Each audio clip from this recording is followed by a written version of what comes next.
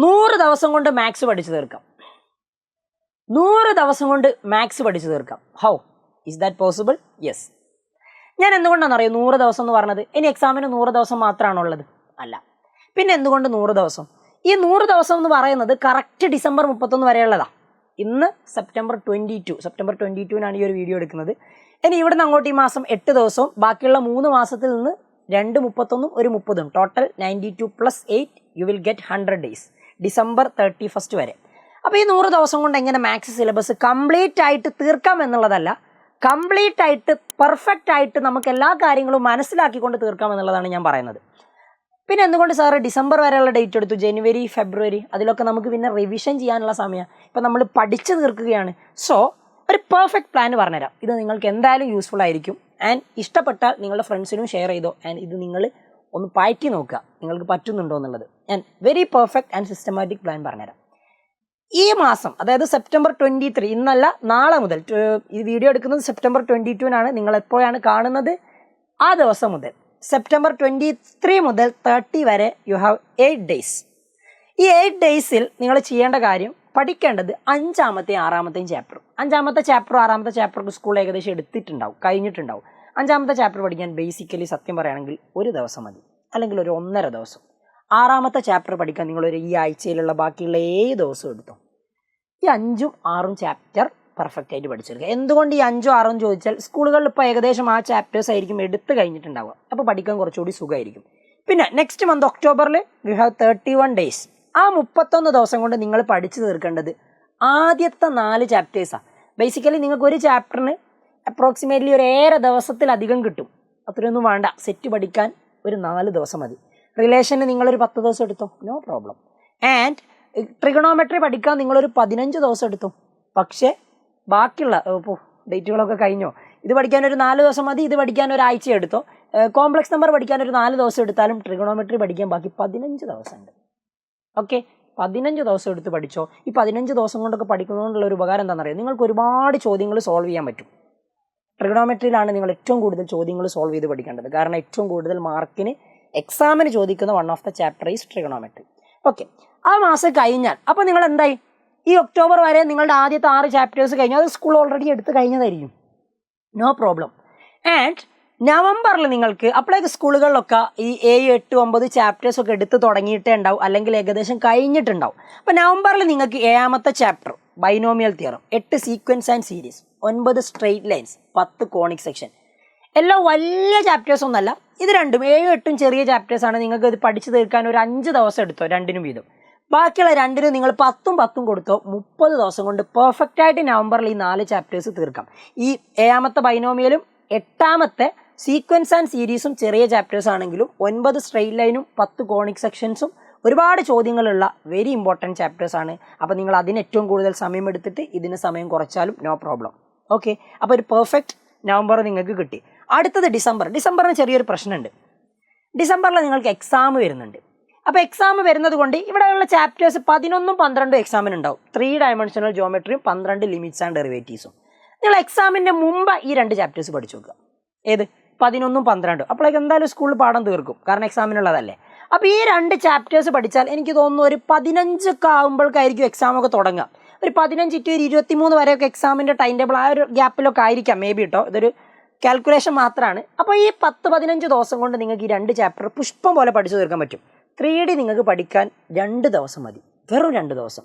നമ്മുടെ ടെക്സ്റ്റ് ബുക്കിൽ തന്നെ ആകെ ഒരു 5ഉം 6ഉം ഒരു 10-11 ക്വസ്റ്റ്യൻസേ ഉള്ളൂ, 2 എക്സസൈസ് ആയിട്ട്, പെട്ടെന്ന് തീരും. ഈ ചാപ്റ്റർ അത്യാവശ്യം കൺസെപ്റ്റ് ഓറിയൻറ്റഡ് ചാപ്റ്ററാണ്, ലിമിറ്റ്സ് ആൻഡ് ഡെറിവേറ്റീവ്. ടൈം എടുത്ത് പഠിച്ചോ, ടൈം എടുത്ത് വൃത്തിക്ക് പഠിച്ചാൽ മതി. അപ്പോൾ നിങ്ങൾ ചോദിക്കും എക്സാമൊക്കെ തുടങ്ങിയല്ലേ ബാക്കിയുള്ള സബ്ജക്റ്റ് പഠിക്കേണ്ടതെന്നുള്ളത്. അതിനുള്ളൊരു പെർഫെക്റ്റ് ടൈമിംഗ് ഉണ്ട്, അതും ഞാൻ പറഞ്ഞുതരാം. ആൻഡ് അടുത്തത് ആഫ്റ്റർ എക്സാം ഐ തിങ്ക് ഒരു 23, 24, 23 ഒക്കെ ആകുമ്പോഴേക്ക് എന്തായാലും എക്സാം തീരും. കാരണം ക്രിസ്മസ് വെക്കേഷൻ ഒരു 24 സ്റ്റാർട്ട് ചെയ്യണം. എനിക്ക് തോന്നുന്നു അതിൻ്റെ മുമ്പ് തന്നെ തീരുന്നു കേട്ടോ. എക്സാം ഒരു 20, 21 ഒക്കെ ആകുമ്പോഴേക്ക് തീരേണ്ടതാണ്. പിന്നെയുള്ള ദിവസങ്ങളിൽ നിങ്ങൾ 13 സ്റ്റാറ്റിസ്റ്റിക്സും 14 പ്രോബബിലിറ്റിയും പഠിക്കുക. രണ്ടും ചെറിയ ചാപ്റ്റർ, രണ്ടും പഠിക്കാൻ ഒരു 4 ദിവസം മതി. നിങ്ങൾക്ക് ടോട്ടൽ ഒരു 8 ദിവസം കിട്ടിയിട്ടുണ്ടെങ്കിൽ ഇതും കംപ്ലീറ്റ് ചെയ്യാൻ പറ്റും. അങ്ങനെ നിങ്ങൾക്ക് at the end of December നിങ്ങളുടെ 14 ചാപ്റ്റേഴ്സും പഠിച്ചു തീർക്കാൻ പറ്റും. ഐ റിപ്പീറ്റ്, പഠിച്ചു തീർക്കാൻ പറ്റും. ഓക്കെ, പിന്നെ നിങ്ങൾ ചെയ്യേണ്ടത് ജനുവരി മുതൽ റിവിഷനാണ്. അതവിടെ നിൽക്കട്ടെ, അതിന് നമുക്ക് വേറെ പ്ലാൻ പറയാം. ഇനി ഇതെങ്ങനെ പെർഫെക്റ്റ് ആയിട്ട് ഇംപ്ലിമെൻറ്റ് ചെയ്യും? അതാണ് പറയുന്നത്. അതായത് ദ ബെസ്റ്റ് ടിപ്പ്, നിങ്ങൾക്ക് മാത്സ് പഠിക്കാനുള്ള ബെസ്റ്റ് ടിപ്പാണ് ഞാൻ പറയുന്നത്. മാത്സ് പഠിക്കാൻ മാത്രം, ബാക്കിയുള്ളത് നിങ്ങൾക്ക് ഈ ഒരു ടിപ്പ് നിങ്ങൾക്ക് എത്രത്തോളം യൂസ്ഫുൾ ആവുമെന്ന് എനിക്കറിയില്ല. സോ മാത്സിന് നിങ്ങൾക്ക് ഏറ്റവും നല്ലത്, നിങ്ങളൊരു ചാപ്റ്റർ പഠിക്കുന്ന സമയത്ത്, എക്സാമ്പിൾ പെർമ്യൂട്ടേഷൻ ആൻഡ് കോമ്പിനേഷൻ പഠിക്കുന്നു.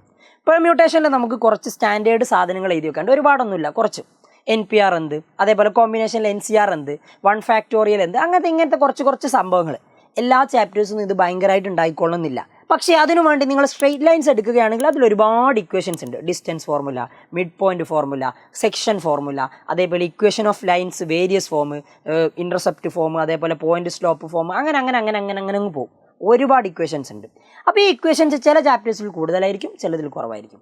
എത്ര തന്നെയാണെങ്കിലും ഓരോ ചാപ്റ്ററിനും ഒരു കിടിലൻ ഫോർമുല ഷീറ്റ് നിങ്ങളുടെ കയ്യിൽ വേണം. അത് നല്ല ഹൈലൈറ്ററൊക്കെ വെച്ചിട്ട് നല്ല കളർഫുൾ ആയിട്ട് നിങ്ങളിത് എഴുതുകയാണെങ്കിൽ അടിപൊളി, നിങ്ങൾക്ക് എപ്പോഴും നോക്കാൻ തോന്നും. നിങ്ങളത് പഠിക്കുന്ന ഒരു സ്ഥലത്ത് നിങ്ങളൊന്ന് ഒരു ചെറിയൊരു സ്റ്റിക്ക് നോട്ടിലൊക്കെ ഒന്ന് നോട്ട് ചെയ്ത് വേറെ കീപ്പ് ചെയ്യുകയാണെങ്കിൽ അതും ബെറ്റർ. ഓക്കെ, എല്ലാ ചാപ്റ്ററിനും ഒരു ഫോർമുല ഷീറ്റ് വേണം. ഒരു ഫോർമുല ഷീറ്റ് വെറുതെ ഒരു A4 മുറിച്ച് അല്ലെങ്കിൽ ഒരു ന്യൂസ് പ്രിൻറ്റ് മുറിച്ച് പകുതിയാക്കി കട്ട് ചെയ്തിട്ട് നിങ്ങൾ എഴുതിയാലും മതി, നല്ല അടിപൊളിയായിരിക്കും. അപ്പോൾ ഓരോ ചാപ്റ്ററും നിങ്ങൾക്ക് ക്വിക്കായിട്ട് റിവൈസ് ചെയ്യാൻ നിങ്ങളെ ഫോർമുല ഷീറ്റ് ഹെൽപ്പ് ചെയ്യും. രണ്ടാമത്തത്, ഒരു ചാപ്റ്റർ പഠിക്കുമ്പം വാരി വലിച്ച് അവിടുന്ന് ഇവിടുന്ന് പഠിക്കാതെ ടോപ്പിക് വൈസ് ആയിട്ട് പഠിക്കാൻ ശ്രമിക്കാം. എക്സാമ്പിൾ പറയാം, ഞാനിപ്പോൾ സ്ട്രെയിറ്റ് ലൈൻസ് പഠിക്കുകയാണെങ്കിൽ നിങ്ങൾ ആദ്യം അതിൽ ഇക്വേഷൻസ് ഒക്കെ ഒന്ന് നോട്ട് ചെയ്ത് വെക്കുക, ഒരു ഏകദേശം ഐഡിയ കിട്ടും. ആൻഡ് പിന്നെ നിങ്ങൾ വരുന്ന സമയത്ത് അതിലുള്ള ഫോർമുലാസ് ഒക്കെ ഒന്ന് ഏകദേശം നോട്ട് ചെയ്ത് വെക്കുക, ഒരു ഐഡിയ ഒന്നുകൂടി കിട്ടി.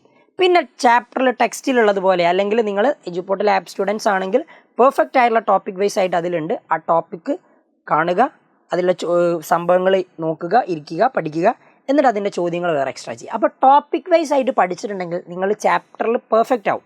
അല്ലാതെ നിങ്ങൾക്കൊരു ഐഡിയ കിട്ടില്ല എവിടെ നിന്ന് പഠിക്കണം, എന്ത് പഠിക്കണം, എങ്ങനെ പഠിക്കണം എന്നുള്ളത്. അപ്പോൾ topic wise study is better for maths. ഏറ്റവും നല്ലത് അതാണ്. അപ്പോൾ ഓരോ ടോപ്പിക്ക് സെലക്ട് ചെയ്തുകൊണ്ട് പഠിക്കുക. പിന്നെ നമ്മൾ ഈ കാണാപ്പാഠം പഠിച്ചിട്ട് എന്തെങ്കിലും കാര്യമുണ്ടോ?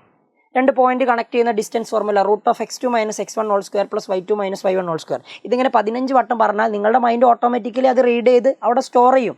കാരണം നിങ്ങൾ റിപ്പീറ്റ് ചെയ്ത് പറയുന്നതല്ലേ, അതുകൊണ്ട് അത് അവിടെ ഉണ്ടാവും. പക്ഷെ പിന്നീട് നിങ്ങൾക്കത് ഓർമ്മ ഉണ്ടാവില്ല. അപ്പോൾ എന്ത് കാര്യങ്ങൾ പഠിക്കുമ്പോഴും അത് കാണാപ്പാഠം പഠിക്കുന്നതിനേക്കാൾ ഉപരി അതിൻ്റെ പ്രോബ്ലംസ് വർക്കൗട്ട് ചെയ്തുകൊണ്ട് പഠിക്കാം. ആ ഒരു കൺസെപ്റ്റ് ഇൻക്ലൂഡ് ആയിട്ടുള്ള പ്രോബ്ലംസ് നിങ്ങൾ കൂടുതൽ വർക്കൗട്ട് ചെയ്യുന്നു, പിന്നെ അതിൻ്റെ ഒരു സംഭവമായ ഐഡിയ, ആ ഒരു കോർ ഐഡിയ നിങ്ങളുടെ കയ്യിൽ നിന്ന് മിസ്സാവില്ല. സോ അങ്ങനെ പഠിക്കാൻ വേണ്ടി ശ്രമിക്കുക. This is the best tip four maths. Okay, and ഒരു ഡെയിലി റുട്ടീനായിട്ട് ഇതൊക്കെ നമ്മളൊരു ദിനം പ്രതി എങ്ങനെ ചെയ്യും, എങ്ങനെ വർക്കൗട്ട് ആവും, കാരണം ബാക്കി സബ്ജക്റ്റ് പഠിക്കാനുണ്ട്.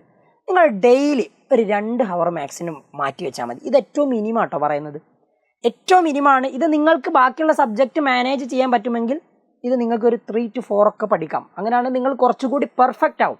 പക്ഷേ ഈ 2 ഹവർ ഡെയിലി പഠിച്ചാൽ പോലും നിങ്ങൾക്ക് വളരെ അടിപൊളിയായിട്ട് നിങ്ങളുടെ ചാപ്റ്റേഴ്സ് കംപ്ലീറ്റ് ചെയ്യാൻ പറ്റും. അതിൽ 1 ഹവർ മാത്രം പുതിയൊരു ടോപ്പിക്ക് പഠിക്കാൻ എടുക്കുക, ഓൺലി 1 ഹവർ. പിന്നെ 1 ഹവർ നിങ്ങൾ പ്രാക്ടീസിന് വേണ്ടി, അതായത് അതിൽ പഠിച്ച കാര്യങ്ങൾ ചെയ്ത് നോക്കാൻ. ഞാനൊരു ബെറ്റർ ഐഡിയ പറഞ്ഞുതരാം. രാവിലെ നിങ്ങളൊരു പുതിയ ചാപ്റ്റർ പഠിച്ചു, രാത്രി അതിൻ്റെ ചോദ്യങ്ങൾ പ്രാക്ടീസ് ചെയ്താൽ മതി. അപ്പോൾ രാവിലെ ഏറ്റവും പ്രൊഡക്റ്റീവായുള്ള 1 മണിക്കൂർ നിങ്ങൾക്ക് കിട്ടി. രാത്രി പിന്നെ നമ്മൾ കുറച്ചുകൂടി എല്ലാവർക്കും അങ്ങനെ ആയിരിക്കില്ല, ചിലർക്ക് എഴുതാനൊക്കെ ആയിരിക്കും താല്പര്യം. അപ്പോൾ രാത്രി നിങ്ങൾ ഇങ്ങനെ എഴുതി പഠിച്ചോ, അതല്ല നല്ലത്. അപ്പോൾ അല്ലെങ്കിൽ തിരിച്ചും നിങ്ങളുടെ സൗകര്യം ഏതാണോ അതിനനുസരിച്ച് നിങ്ങൾക്ക് ആ ടൈമിന് അല്ലെങ്കിൽ ആ സമയത്ത് ഉപയോഗിക്കാം. Okay, that's it. അപ്പോൾ മിനിമം നിങ്ങൾ 1 മണിക്കൂർ പഠിക്കുകയും 1 മണിക്കൂർ പ്രാക്ടീസ് ചെയ്യുകയും ചെയ്യണം. നിങ്ങൾ 3 മണിക്കൂർ പഠിക്കുന്നുണ്ടെങ്കിൽ 1.5 മണിക്കൂർ ഒരു പുതിയ ടോപ്പിക്ക് പഠിക്കുക, 1.5 മണിക്കൂർ practice, half and half. Okay, and അടുത്തത് formula book for quick revision. അത് ഞാൻ ഓൾറെഡി പറഞ്ഞു, അത് നിർബന്ധം. ഒരു ചാപ്റ്ററിന് നിങ്ങളുടെ കയ്യിൽ ഒരു ഫോർമുല ബുക്ക് വേണം. അത് നിങ്ങളുടെ നോട്ടിലെ ഫ്രണ്ട് പേജിൽ നിങ്ങൾ അവിടെ എന്തെങ്കിലും പേസ്റ്റ് ചെയ്ത് വെച്ച് അല്ലെങ്കിൽ സൈഡിൽ കൂടെ ഒന്ന് ഒട്ടിച്ച് വെച്ചൊക്കെ എങ്ങനെയാണെങ്കിലും പ്രശ്നമില്ല. ഒരു ചാപ്റ്ററിൽ പഠിക്കുന്ന സമയത്ത് നിങ്ങളുടെ കയ്യിൽ അതിൻ്റെ ഫോർമുല ഷീറ്റ് വേണം. പിന്നെ ചോദ്യങ്ങൾ ഫ്രം വേർ, എവിടെ നിന്ന്? നമ്മുടെ NCERT ബുക്ക് അത് മാത്രം മതിയോ? അത് മതി. ഇനി നിങ്ങൾക്ക് ഒന്നുകൂടി ഒരു കോൺഫിഡൻസ് കിട്ടാൻ വേണ്ടിയിട്ടാണെങ്കിൽ ഒരു ഗൈഡ് ബുക്കും കയ്യിൽ കീപ്പ് ചെയ്യുന്നത് നല്ലതാണ്. കാരണം പ്രീവിയസ് ഇയർ ആയിട്ടുള്ള ചോദിച്ച ചോദ്യങ്ങൾ എങ്ങനെയാണ്, ഈ ചാപ്റ്ററിൻ്റെ ഒരു പോക്ക് എങ്ങോട്ടാണ്, ഇതിൽ നിന്ന് എന്തൊക്കെ ചോദ്യങ്ങൾ വരാം, ചോദ്യത്തിൻ്റെ പാറ്റേൺ ഒക്കെ അടിമുടി മാറും എന്നുള്ളതിൽ ഒരു സംശയമില്ല. നിങ്ങൾ സ്ട്രക്ചേർഡ് ആയിട്ട് എഴുതാൻ പോകുന്ന ആദ്യത്തെ എക്സാം ക്രിസ്മസ് എക്സാം ആണ്. അതിൽ നിങ്ങൾക്ക് മനസ്സിലാകും എന്തായാലും നല്ല ചേഞ്ച് നിങ്ങളുടെ ക്വസ്റ്റ്യൻ പാറ്റേണുകളിൽ ഉണ്ടാകും. അത് വെച്ച് പ്രീവിയസ് ഇയർ ക്വസ്റ്റ്യൻസ് നോക്കണ്ട എന്നല്ല, പ്രീവിയസ് ഇയർ ക്വസ്റ്റ്യൻസ് നോക്കുക, ഒരു ഗൈഡ് ബുക്ക് വെച്ചുകൊണ്ട് നിങ്ങൾ അതിൻ്റെ സൊല്യൂഷൻസ് ഒക്കെ മനസ്സിലാക്കിക്കൊണ്ട് അതും നിങ്ങളുടെ ടെക്സ്റ്റ് ബുക്കും കൂടി നിങ്ങൾ കമ്പൈൻ ചെയ്തുകൊണ്ട് ചോദ്യങ്ങൾ ചെയ്ത് പഠിക്കുകയാണെങ്കിൽ ഇറ്റ്സ് പെർഫെക്റ്റ്. ആൻഡ് അടുത്തത്, ഞാൻ പ്രീവിയസ് ഇയർ ക്വസ്റ്റ്യനെ പറ്റി പറഞ്ഞല്ലോ, മുൻ വർഷങ്ങളിലെ പേപ്പേഴ്സ് നിങ്ങൾ എന്തായാലും സോൾവ് ചെയ്യണം. ഒരു വീക്കിൽ സാറ്റർഡേ സൺഡേ ഒക്കെ നിങ്ങൾക്ക് ഈ 2 മണിക്കൂറല്ല അതിലും കൂടുതൽ എടുക്കാൻ പറ്റും. അപ്പോൾ ഒരു വീക്കിൽ നിങ്ങൾ മാത്സിൽ ഒരു ചാപ്റ്റേഴ്സ് സോൾവ് ചെയ്യാനുള്ള ടൈം കണ്ടെത്തണം. ഏതെങ്കിലും ഒരു പ്രീവിയസ് ഇയർ പേപ്പർ അല്ലെങ്കിൽ ആ ചാപ്റ്ററിൻ്റെതായുള്ള പ്രീവിയസ് ഇയർ ക്വസ്റ്റ്യൻസ് ഉണ്ടാവും. ആപ്പിലൊക്കെ സെപ്പറേറ്റ് ആയിട്ടുണ്ട് ഓരോ ചാപ്റ്ററിൻ്റെയും പ്രീവിയസ് ഇയർ ക്വസ്റ്റ്യൻസ്. അപ്പോൾ അത് പെർഫെക്റ്റ് ആയിട്ട് കാണുക, ഇരിക്കുക, പഠിക്കുക. ഓക്കെ. സോ അടുത്ത കാര്യം എന്ന് പറഞ്ഞാൽ ഇതാണ് ഏറ്റവും ഇമ്പോർട്ടൻ്റ് ആയിട്ടുള്ളത്. ഞാൻ നേരത്തെ പറഞ്ഞതുപോലെ തന്നെ നിങ്ങൾ ഇന്നൊരു പ്രോബ്ലം ചെയ്താൽ നിങ്ങൾക്ക് മാത്സിൽ ഫുൾ മാർക്ക് കിട്ടുന്നില്ല. പക്ഷെ നിങ്ങൾ ഇന്ന് 10 എണ്ണം മാറ്റി വെക്കുന്നതിനേക്കാളും നല്ലത് ഇന്നൊന്ന് ചെയ്യുന്നത് തന്നെയാണ്. അപ്പോൾ ഇന്നൊന്ന് ചെയ്യുക, നാളെ അത് 1.5 ചെയ്യുക. ഒരു രണ്ടാമത്തെ പ്രോബ്ലത്തിലേക്ക് കയറൊന്നും ഞാൻ പറയുന്നില്ല, ഒരു 1.5 ചെയ്യുക. ആൻഡ് മറ്റന്നാൾ നിങ്ങളത് 3 ആക്കാൻ ശ്രമിക്കുക. അങ്ങനെ ഗ്രാജുവലി ഇൻക്രീസ് ചെയ്ത് കൊണ്ടുവന്നാൽ നിങ്ങൾക്ക് പെർഫെക്റ്റ് ആയിട്ട് നിങ്ങളുടെ സിലബസ് കവർ ചെയ്യാമെന്നുള്ളത് മാത്രമല്ല, നിങ്ങൾ പെർഫെക്റ്റ് ആയിട്ട് മാറും. പിന്നെ ഇനി അങ്ങോട്ടുള്ള നിങ്ങളുടെ പഠനവും ആ ഒരു സിസ്റ്റമാറ്റിക് ആൻഡ് സ്ട്രക്ചേർഡ് ആയിട്ടായിരിക്കും. സോ മാത്സ് പഠിക്കുന്ന സമയത്ത് കാണാപ്പാഠം പഠിക്കരുത്, നിങ്ങളത് എഴുതി പഠിക്കുക. Maths is full of practice. നിങ്ങൾ എത്രത്തോളം പ്രാക്ടീസ് ചെയ്യുന്നു അത്രത്തോളം നിങ്ങൾ പെർഫെക്റ്റ് ആയി മാറും എന്നുള്ളതാണ്. അപ്പോൾ അടിപൊളിയായിട്ട് പഠിക്കണം. ഒരുപാട് കാര്യങ്ങളൊന്നുമല്ല ഞാൻ പറഞ്ഞത്, ഞാൻ പറഞ്ഞ കാര്യങ്ങളൊക്കെ നിങ്ങൾക്ക് പെർഫെക്റ്റ് ആയിട്ട് ഇംപ്ലിമെൻറ്റ് ചെയ്യാൻ പറ്റുന്നുണ്ടെങ്കിൽ ഇറ്റ്സ് അടിപൊളി. സോ കാണാം, ബൈ.